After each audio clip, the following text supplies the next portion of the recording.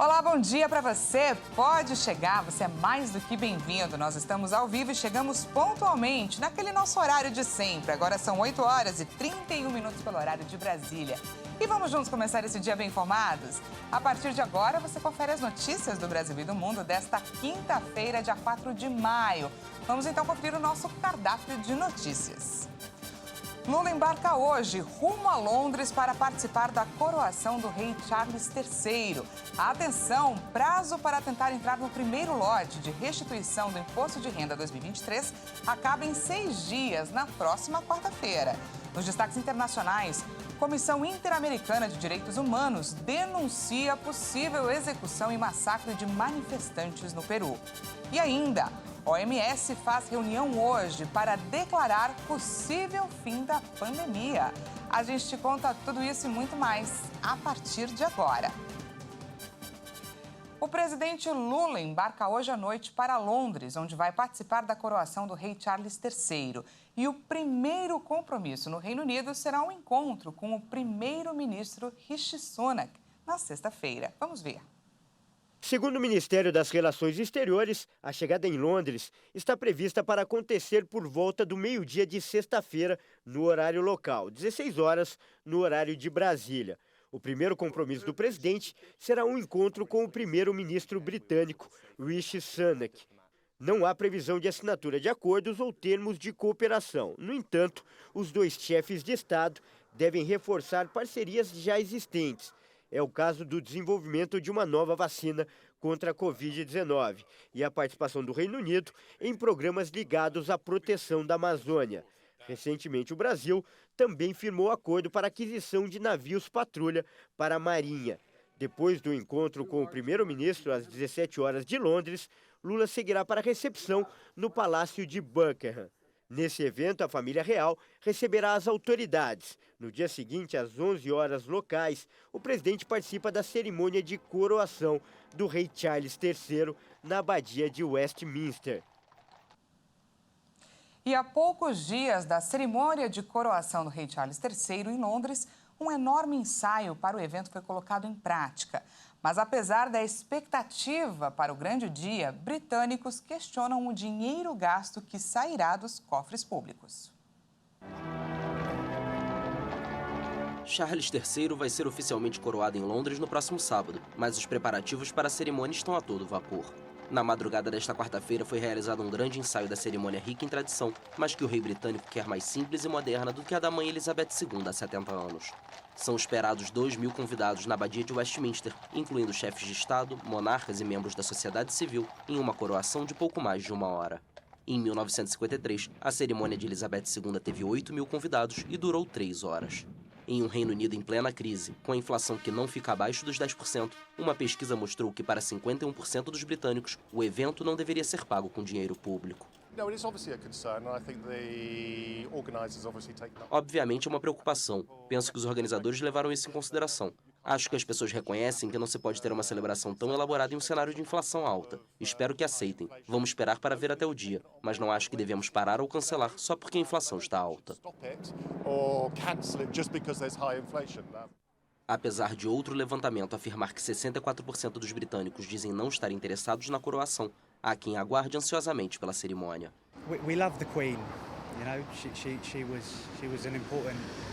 Nós amávamos a rainha. Ela era uma parte importante da vida pública britânica, e não só daqui, mas do mundo. Então agora parece uma nova fase para nós. E estamos ansiosos para ver o rei Charles no trono.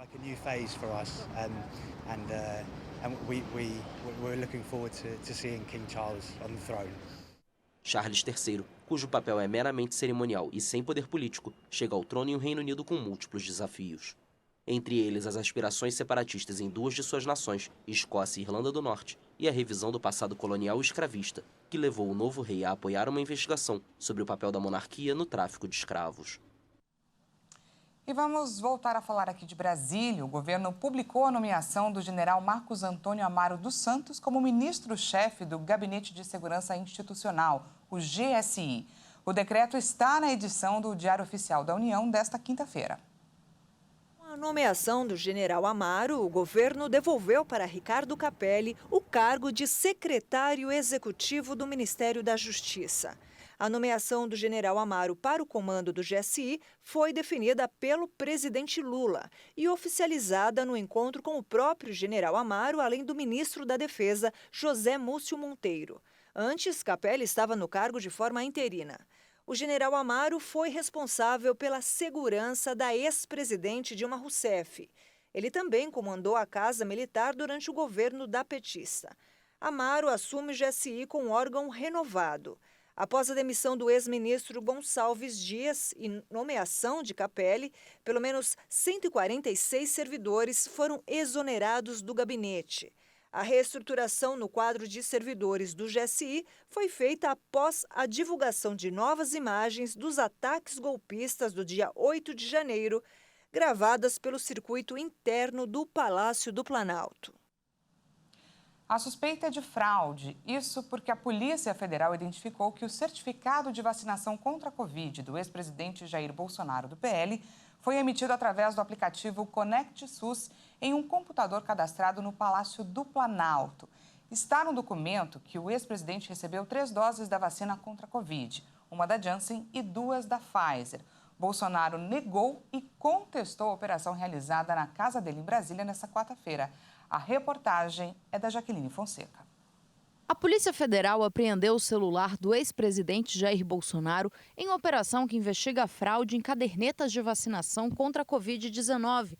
Nesta quarta-feira, agentes da PF cumpriram mandado de busca e apreensão na casa do ex-presidente em Brasília e em mais 15 endereços no Distrito Federal e no Rio de Janeiro. 6 pessoas foram presas preventivamente. 3 fazem parte da equipe de assessores de Bolsonaro. Entre os detidos está o ex-ajudante de ordem de Bolsonaro, tenente-coronel Mauro Cid. Na casa dele foram encontrados R$16 mil e 35 mil dólares em espécie. Após a prisão, Mauro Cid foi encaminhado à sede da Polícia Federal para prestar esclarecimentos sobre a possível adulteração do cartão de vacina do ex-presidente. Segundo a Polícia Federal, o grupo investigado fraudou o sistema do Ministério da Saúde para incluir informações falsas sobre a vacinação contra a Covid-19 entre novembro de 2021 e dezembro de 2022, período em que vários países impuseram medidas restritivas para evitar a circulação da Covid-19. O objetivo seria emitir certificados de vacinação para autorizar viagens para o exterior sem prejuízo às ideologias que se posicionavam contrárias à imunização contra a Covid-19. Assim que a Polícia Federal deixou a casa de Bolsonaro, o ex-presidente conversou com a imprensa e disse que nunca se vacinou contra a doença. Bolsonaro também afirmou que, da parte dele, não há qualquer tipo de fraude. Eu não tomei a vacina, é uma decisão pessoal minha, depois de ler a bula da Pfizer, eu não tomar vacina. O cartão de vacina da minha esposa também foi fotografado. Ela tomou a vacina nos Estados Unidos, na Janssen, né? E a outra minha filha, que eu respondo para a Laura, de atualmente 12 anos, não tomou a vacina também, tem laudo médico tocante a isso. Após a operação, Bolsonaro foi para a sede do Partido Liberal, onde passou o dia reunido com advogados e políticos para traçar uma estratégia de defesa. O ex-presidente também teria sido convocado a depor na PF, mas se recusou. Fábio Weingarten e outros advogados de Bolsonaro que estavam em São Paulo vieram a Brasília e buscaram na sede da Polícia Federal informações sobre o processo. A adulteração das informações teria ocorrido através do sistema de saúde da Prefeitura de Duque de Caxias, no Rio de Janeiro. Um secretário do município foi preso e outras autoridades locais foram alvo de busca e apreensão ou tiveram que prestar esclarecimentos à Polícia Federal. A operação ocorre por determinação do ministro Alexandre de Moraes no âmbito do inquérito que apura milícias digitais. Em tese, a adulteração dos cartões de vacina pode configurar os crimes de infração de medida sanitária preventiva, associação criminosa, inserção de dados falsos em sistema de informações e corrupção de menores. Pelas redes sociais, o presidente do PL, Valdemar da Costa Neto, afirmou que Bolsonaro é uma pessoa correta e íntegra e não cometeu ilegalidades. Eduardo Bolsonaro disse que o pai, Jair Bolsonaro, sempre viajou como chefe de Estado, o que dispensaria o comprovante de vacinação. Ele relembrou notícias da viagem do ex-presidente aos Estados Unidos, que relataram que Bolsonaro comeu pizza numa calçada por não poder entrar em um restaurante sem vacina. Além disso, destaca que Michele Bolsonaro tomou a vacina Janssen nos Estados Unidos e que Laura, filha do casal Bolsonaro, não é vacinada por recomendação médica. Sobre a possível adulteração das carteiras de vacinação, o Ministério da Saúde afirmou através de nota que colabora com a polícia e que todas as informações inseridas no sistema de registro de imunizações do SUS são rastreáveis e feitas mediante cadastro, e não há relato de invasão externa ao sistema. E mudando de assunto, quem quiser receber a restituição do Imposto de Renda 2023 logo precisa sim se apressar. A Receita Federal recomenda que as declarações sejam entregues até a próxima quarta-feira para o contribuinte ter a chance, inclusive, de fazer parte desse primeiro lote de pagamentos. O pagamento do primeiro lote de restituição do Imposto de Renda de 2023 está marcado para o dia 31 de maio. E quem quiser ter a chance de entrar nessa leva precisa se apressar. Isso porque quem declarar até o dia 10 de maio poderá receber o valor mais rápido. A Receita Federal recomenda o envio até a data, mesmo para aqueles que se encontram na lista de prioridades legais, como é o caso de idosos, pessoas com deficiência e portadores de doenças graves. A entrega da declaração começou no dia 15 de março e o prazo vai terminar no dia 31 de maio. Este ano, uma facilidade para o contribuinte é a declaração pré-preenchida, um formato mais automatizado que facilita o envio das informações. O fisco espera receber até 39 milhões e 500 mil declarações neste ano. Também no dia 10 de maio é a data máxima de envio da declaração para quem tiver interesse em optar pelo débito automático na primeira cota ou na cota única. E como nos outros anos, em 2023, o calendário de pagamentos da restituição é dividido em 5 lotes e os primeiros deles se referem a prioridades legais. E vale lembrar que o contribuinte esse ano pode receber o valor da restituição através do Pix, uma outra novidade que vai facilitar aí a vida de muita gente. Vale lembrar também que a chave cadastrada no banco para receber o valor deve ser o CPF. E veja a seguir, Comissão Interamericana de Direitos Humanos denuncia a possível execução e massacre de manifestantes no Peru. E ainda, OMS faz reunião hoje para declarar o possível fim da pandemia. Nós voltamos já, não perca!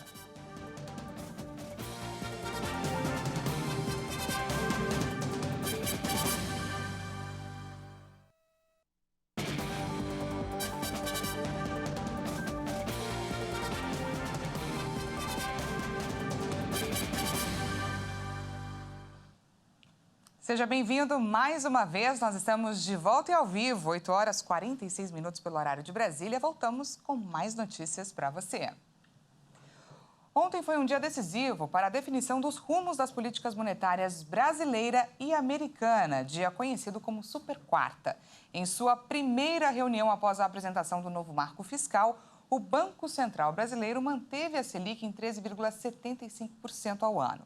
Já o Federal Reserve, que é o Banco Central americano, anunciou um novo aumento nas taxas de juros. Essa já é a 10ª alta consecutiva. Vamos conferir. Apesar das pressões do presidente Lula, o Banco Central não mexeu nos juros. Por unanimidade, o Comitê de Política Monetária manteve os juros básicos da economia em 13,75% ao ano. No comunicado, o Copom informou que o ambiente internacional se deteriorou desde a última reunião, com bancos nos Estados Unidos e na Europa com problemas e com a inflação na maioria dos países não cedendo. O texto menciona incertezas em relação ao futuro arcabouço fiscal que está em elaboração pelo governo, mas elogia a recente reoneração parcial da gasolina e do etanol. A taxa Selic continua no maior nível desde janeiro de 2017, quando também estava em 13,75% ao ano. Essa foi a 5ª vez seguida que o Banco Central não mexeu na taxa, que permanece nesse nível desde agosto do ano passado. Já o Banco Central dos Estados Unidos elevou os juros em 0,25 ponto percentual para um intervalo entre 5% e 5,25% ao ano. Esse foi o 10º aumento consecutivo das taxas básicas de juros do país. O objetivo é enfrentar a inflação, apesar do desaquecimento da economia e da recente crise bancária no país. Uma decisão sobre uma pausa não foi tomada hoje. Na declaração de março, tínhamos uma frase que dizia: o comitê antecipa que algum endurecimento adicional da política pode ser apropriado. Essa frase não está mais na declaração, retiramos. Em vez disso, estamos dizendo que ao determinar até que ponto uma política adicional de firmeza pode ser apropriada para retomar a inflação a 2%, ao longo do tempo, o comitê levará em consideração certos fatores. A principal taxa de juros americana está no nível mais alto desde 2006. Os dirigentes do Banco Central afirmam que vão observar os efeitos das sucessivas decisões para determinar se vão endurecer ainda mais sua política monetária a fim de trazer a inflação para a meta de 2%. E a economia chinesa continua crescendo em grande escala. Desde a virada do século, o crescimento foi de mais de 10 vezes. E de olho aí nessa concorrência, os Estados Unidos anunciaram um plano bipartidário. Senadores americanos anunciaram nesta quarta-feira um plano bipartidário para combater a influência crescente da China no mundo, que deve ser apoiado em leis para limitar os investimentos e a tecnologia que o gigante asiático recebe e evitar qualquer ameaça a Taiwan. O líder da maioria democrata no Senado, Chuck Schumer, afirmou: resumindo, o tempo não está do nosso lado. O regime de Xi Jinping está trabalhando todos os dias para alcançar e superar os Estados Unidos. Não há razão para que nossos dois partidos aqui no Congresso e no Senado não possam se unir e enviar uma forte mensagem ao governo chinês de que estamos unidos neste esforço premente de segurança nacional. E estamos comprometidos em manter a liderança dos Estados Unidos no futuro. O político detalhou em entrevista coletiva o plano de 5 pontos para enfrentar a concorrência chinesa, depois que a economia do gigante asiático cresceu mais de 10 vezes desde a virada do século.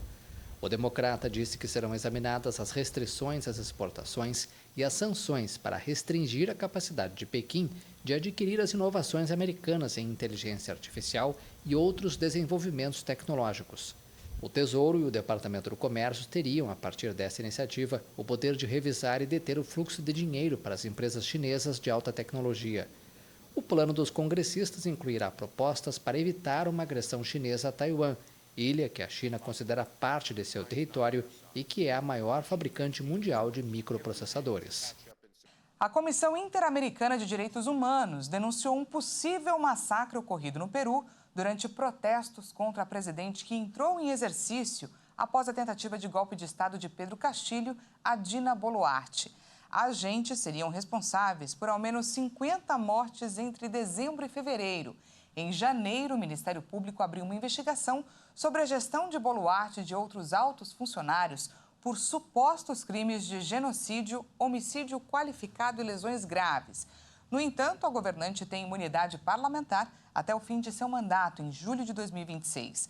Ela reagiu ao relatório da promotoria na tarde desta quarta-feira e afirmou em coletiva de imprensa na sede do governo que as investigações são importantes e devem avançar e determinar os reais responsáveis. A Organização dos Estados Americanos pede à justiça peruana que investigue, julgue e puna os responsáveis. E a Organização Mundial da Saúde se reúne hoje para decidir se a Covid-19 ainda é uma pandemia. Especialistas e mesmo membros da Organização Mundial da Saúde alertam que, seja qual for a decisão, o vírus não irá desaparecer e que governos e a sociedade terão de conviver com a nova doença que matou milhões de pessoas pelo mundo desde 2020. A OMS já deixou claro que não há ainda uma previsão sobre quando o anúncio da decisão do comitê será feito. Tradicionalmente, a agência revela o conteúdo das decisões 2 ou 3 dias após a conclusão das discussões. O encontro dos especialistas foi o mesmo que, no final de janeiro de 2020, decretou a emergência global. No começo do ano, o diretor-geral da OMS, Tedros Adhanom, afirmou que esperava que o fim da emergência pudesse ser anunciado em 2023. A declaração significaria que a Covid-19 não seria mais uma ameaça internacional. Um dos critérios avaliados nesta quinta-feira deverá ser a capacidade de controlar o número de mortes. A OMS alerta que milhares de pessoas ainda morrem todas as semanas no mundo por conta da Covid-19. No auge da crise, mais de 50 mil pessoas perdiam a vida a cada semana. E o relatório das Nações Unidas chamou a atenção para uma confirmação alarmante do aumento da fome no mundo. O número de pessoas que enfrentam insegurança alimentar grave e precisam de ajuda urgente aumentou pelo 4º ano consecutivo em 2022. A informação consta no relatório mundial sobre crises alimentares divulgado em Roma. O relatório revelou que a fome se agravou em todo o mundo. Cerca de 258 milhões de pessoas em 58 países e territórios sofreram insegurança alimentar em 2022. Entre os motivos estão conflitos, mudanças climáticas, efeitos da pandemia de Covid e a guerra na Ucrânia. 7 países enfrentaram inanição e indigência, ou seja, níveis catastróficos de fome, incluindo o Haiti, o único país do continente americano que figura pela primeira vez nessa lista. A situação é preocupante no Afeganistão, Iêmen, Haiti, Sahel e no Sudão. O relatório é produzido pela Rede de Agências das Nações Unidas, da União Europeia e agências governamentais e não governamentais que trabalham juntas para abordar crises alimentares. Essa edição fica por aqui. Muito obrigada pela sua companhia. Às 10 horas eu volto com mais informações para você. Até já!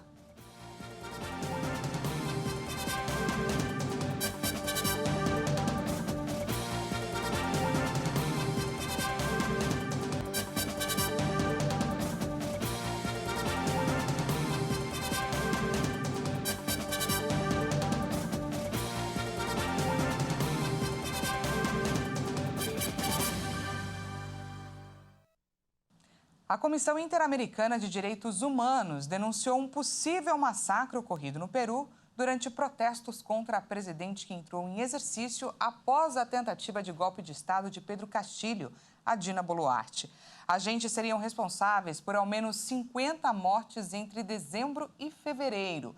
Em janeiro, o Ministério Público abriu uma investigação sobre a gestão de Boluarte e de outros altos funcionários por supostos crimes de genocídio, homicídio qualificado e lesões graves. No entanto, a governante tem imunidade parlamentar até o fim de seu mandato em julho de 2026. Ela reagiu ao relatório da promotoria na tarde desta quarta-feira e afirmou em coletiva de imprensa na sede do governo que as investigações são importantes e devem avançar e determinar os reais responsáveis. A Organização dos Estados Americanos pede à justiça peruana que investigue, julgue e puna os responsáveis.